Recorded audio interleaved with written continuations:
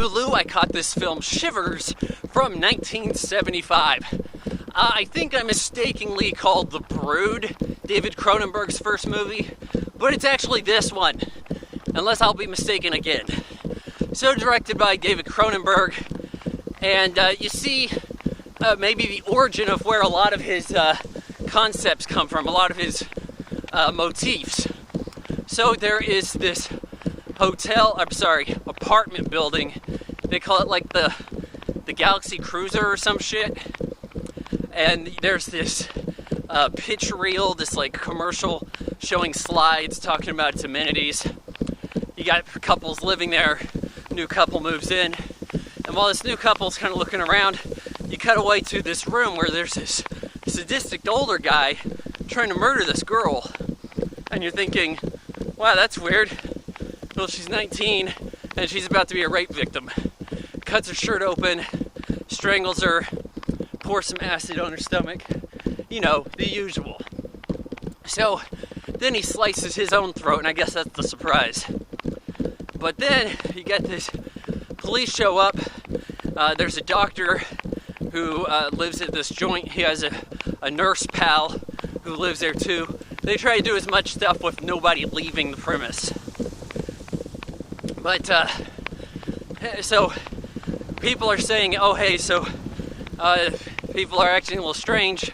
The guy who cut himself, he was doing this research, making this virus that could take over the job of organs, but it would cause people to be kind of like sex zombies. Like they would lose their inhibitions and they would just go to town on people.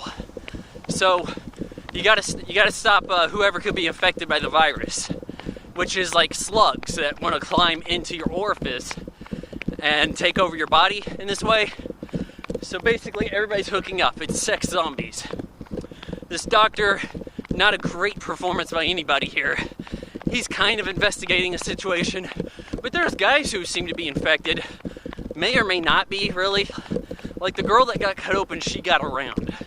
And so that's supposed to be the vessel for which all this stuff's happening. But these viruses, these slugs, like leave people's bodies and travel in other places, go up some pipes, you know, sneak into the vag in a bathtub. But there's not any real investigative work here. There's a scientist who shows up and he's kind of late in the game. Hell, maybe they kind of looked at this with The Shining, how you had the guy with The Shining who took forever to get involved in the story. So they're doing this bit about figuring out what's happening and not doing much of a job alerting anybody, but just waiting for the cops to show up and shoot all the sex zombies. Well, it's spreading pretty quick because these guys are jumping everybody and everybody's getting the virus. And it catches on like that.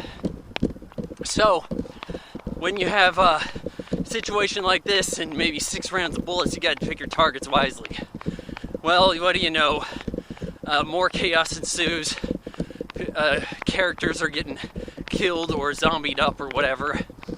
And then you go to the Olympic-sized swimming pool, which is not Olympic size at all. And there you see that as, I guess our lead is the doctor. It's really tough to tell because there's no strong, demanding performance about this. But you get this idea that he's surrounded, that the virus has left the building, because he even leaves the place and he's cut off by everybody over in the grass circling around trying to get him. And I'm thinking, couldn't they spread out? Like, this isn't the only building within miles. Like, there's other targets. Symbolically, and for the simplification of keeping a budget low, it's effective. There's enough extras on hand for you to get the idea that, hey, this is widespread now, without really the movie ever really having to leave that environment. I mean, there's brief interior shots elsewhere, and it looks cheap. But there are some interesting aspects here.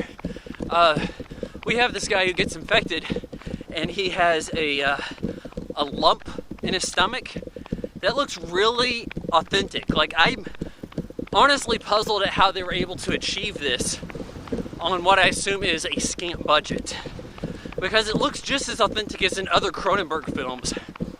Maybe even better, because you're not expecting effects makeup like that or an appliance to function to that degree. And that's really the bright spot of the film. It's not wholly original, but there might be a few surprises here and there, and the effects are not bad considering the budget.